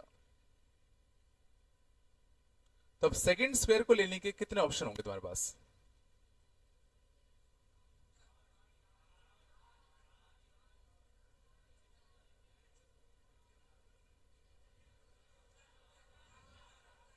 कोई खेला नहीं है क्या कभी? एक हाथी अगर यहां रखा है, एक हाथी यहां रखा है, तो भी तो एक दूसरे को मार सकते हैं ना। तो अगले स्क्वायर लेने के 1 2 3 4 5 6 7 8 9 10 11 12 13 14। तो अगले स्क्वायर को सिलेक्ट करने के कितने ऑप्शन होते? 14। पहला क्वेश्चन है, क्या फर्क पड़ता है कि पहला जो स्क्वायर हमने लिया वो कॉर्नर का था कि बीच का था कि साइड का था? क्या फर्क पड़ता है कि नहीं पड़ता? तो जो अगर तुमने पहला स्क्वायर ये वाला भी लिया होता, तो भी 14 ऑप्शन बचे। समय इसमें केस क्यों नहीं बने? नहीं चला, इसमें केस क्यों नहीं बन रहे? क्योंकि फर्क ही नहीं पड़ रहा, चाहे तुम कॉर्नर का लो, चाहे साइड का लो, चाहे बीच का लो, हमेशा सेकंड स्क्वायर को लेने के 14 ऑप्शन ही बचते। इसमें आ रहा ना? क्या बाई टू आएगा नहीं आएगा? आराम से सोच के। तो बाई टू आएगा या नहीं आएगा, ये सोचने के लिए बड़ा सिंपल तरीका है कि कोई भी एक केस पकड़ लो और देखो क्या वो रिपीट हो सकता है कि नहीं हो सकता। जब तुमने 64 में से कोई एक स्क्वायर लिया, शांत जाओ, तो हो सकता है पहले ये स्क्वायर सिलेक्ट हुआ हो, फिर इसके 14 ऑप्शन से इसमें से कोई भी एक आ जाए, तो हो सकता है ये आ गया हो। तो ये केस एक बार आया होगा। अगली बार ये केस देखो रिपीट कब हो सकता था, जब तुम 64 में से कोई एक स्क्वायर ले रहे हो, तो हो सकता है पहले ये वाला स्क्वायर सिलेक्ट हो जाए, फिर इसके 14 ऑप्शन होते, उसमें से कोई भी एक आ जाए, तो हो सकता है ये आ जाए। समझा कि कोई केस रिपीट हो रहा है कि नहीं हो रहा, वो सोच लो बस। इस पक्का हर केस दो दो बार रिपीट होंगे?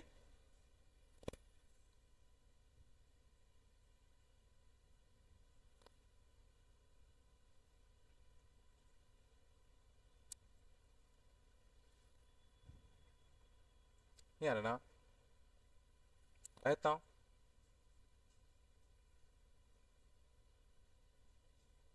कुछ तो बोल दो रे।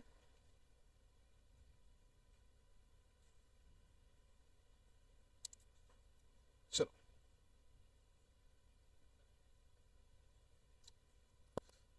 चलो दूसरा तरीका देखना। एक चीज तो देखो कंफर्म है कि वो जो दोनों स्क्वायर्स होंगे कैसे होंगे, या तो जो सेम हॉरिजॉन्टल लाइन में होते या तो सेम वर्टिकल लाइन में होंगे। तो जो जो दोनों स्क्वायर होने हैं या तो सेम हॉरिजॉन्टल लाइन में होने या तो सेम वर्टिकल लाइन में। तो पहला क्वेश्चन क्या उठेगा, पहला क्वेश्चन क्या उठेगा कि वो हॉरिजॉन्टल लाइन में दोनों एक जगह आ रहे हैं या दोनों सेम वर्टिकल लाइन में आ रहे हैं। या तो दोनों हॉरिजॉन्टल लाइन में आएंगे या दोनों सेम वर्टिकल लाइन में आएंगे। दो ऑप्शन थे, समझ गए ना। ये दो क्या है, या तो दोनों स्क्वायर एक ही हॉरिजॉन्टल लाइन में होंगे या तो एक ही वर्टिकल लाइन में। तो भाई वर्टिकल में होंगे कि हॉरिजॉन्टल में, पहले वो सिलेक्ट कर लें 2C1। अब लेट सपोज अपन ने सिलेक्ट कर लिया कि भाई दोनों सेम हॉरिजॉन्टल लाइन में आने हैं। जैसे तुमने 2 किया मतलब तुम एक चीज सिलेक्ट कर चुके हो, या तो दोनों हॉरिजॉन्टल में आएंगे या तो दोनों वर्टिकल में आएंगे। लेट सपोज तुमने सिलेक्ट कर लिया कि दोनों हॉरिजॉन्टल में आने हैं। अब इतना डिसाइड हो गया कि दोनों रूट्स को या दो स्क्वायर जो हमें लेने हैं वो सेम हॉरिजॉन्टल लाइन में होने चाहिए। तो अगला क्वेश्चन क्या उठेगा, अगला क्वेश्चन क्या उठेगा, कौन से हॉरिजॉन्टल लाइन में दोनों को लाना है, कौन से हॉरिजॉन्टल लाइन में दोनों को लाना है। 8C1।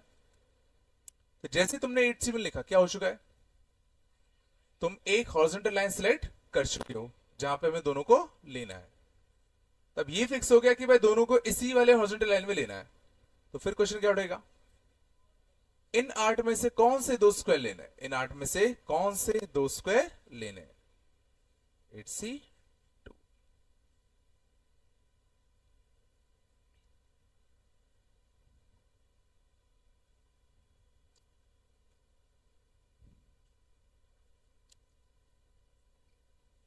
नहीं है ना,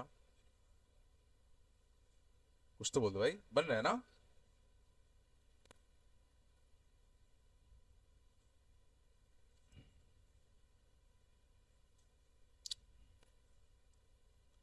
इससे में आ रहे हैं थोड़े बहुत। कौन सा वाला, ये वाला। पहले तो समझ में आया, या तो दोनों सेम हॉरिजॉन्टल लाइन में होते या तो दोनों सेम वर्टिकल लाइन में होते। तो पहला क्वेश्चन है कि दोनों को सेम हॉरिजॉन्टल लाइन में लाना है कि वर्टिकल में। 2C1। तो इससे तुमने क्या डिसाइड कर लिया कि दोनों सेम हॉरिजॉन्टल लाइन में या वर्टिकल में आना है। लेट सपोज तुमने सिलेक्ट किया कि भाई दोनों को सेम हॉरिजॉन्टल लाइन में लाना है। अब दोनों सेम हॉरिजॉन्टल लाइन में आना है, फिर क्वेश्चन क्या उठेगा, कौन से वाले हॉरिजॉन्टल लाइन में दोनों सेम आएंगे। तो 8C1 से पहले अपने एक हॉरिजॉन्टल लाइन सिलेक्ट किया या रो सिलेक्ट किया। अब लेट सपोज तुमने ये वाला रो सिलेक्ट कर लिया। अब इसमें से तुम्हें दो स्क्वायर सिलेक्ट करने हैं। तो फिर क्वेश्चन क्या उठेगा, कौन से दो स्क्वायर।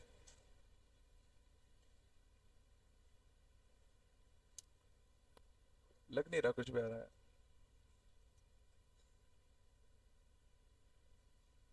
सही में आया, देखे तो रही यार। ऐसे मुझे लिए ज्यादा हो जाते हैं तुम लोगों के लिए, ज्यादा हो जाता है क्या, आया था।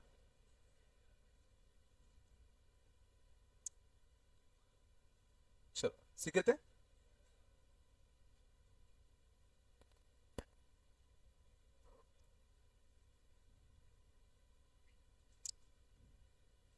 चलो वो देना बुकलेट, तुम लोग काम देता हूँ मैं। कितना हो गया था, दृष्टि कौन कौन सी हो गई थी।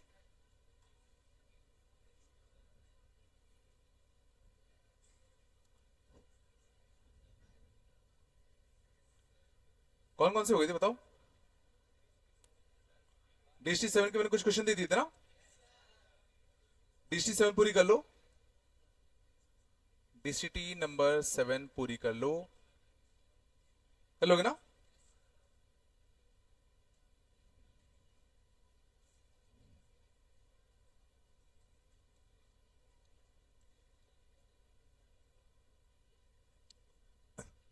DST 6 के कुछ क्वेश्चन कर लेना,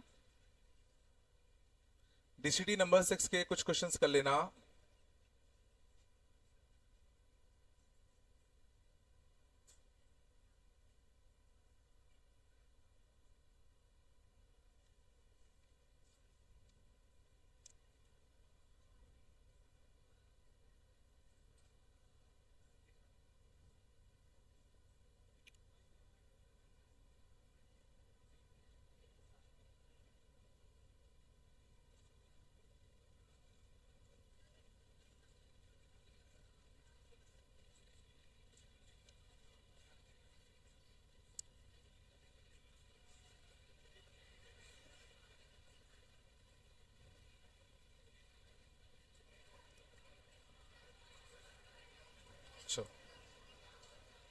DST 7 पूरी करनी है, DST 6 का ये वाला क्वेश्चन करना है।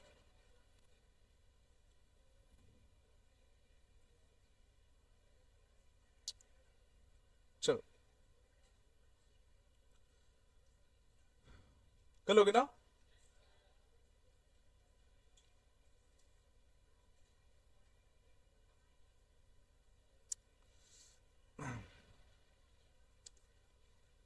कोई दिक्कत नहीं, ठीक है। चलो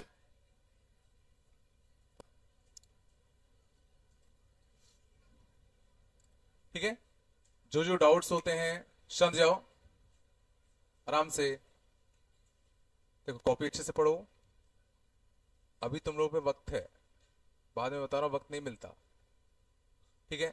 जो जो टॉपिक्स हो गए, कॉर्टिक हो गया, सीक्वेंस हो गया, बाइनोमियल हो गया, इनके टॉपिक्स उठाओ, फेयर कॉपी उठाओ, रफ कॉपी उठाओ, सीधा क्वेश्चन को सॉल्व करो। जो नहीं आते बस तुम्हें उतने ही कंसेप्ट करने हैं जितने क्लास में कराए गए हैं, वो भी बहुत सारे हैं, उतने भी कर लोगे तो भी बहुत है, ठीक है ना। लेकिन तुम्हें उसमें टाइम देना पड़ेगा, दिक्कत आएंगी फंसेंगी, वो पूछना पड़ेगा खुद आकर, है ना।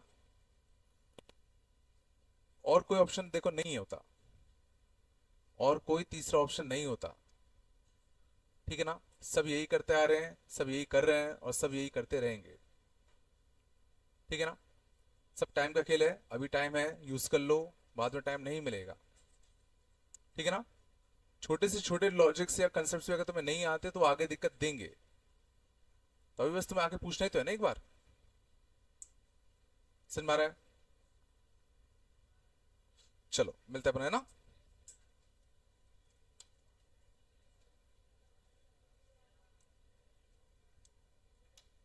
बच्चे बंद कर देना।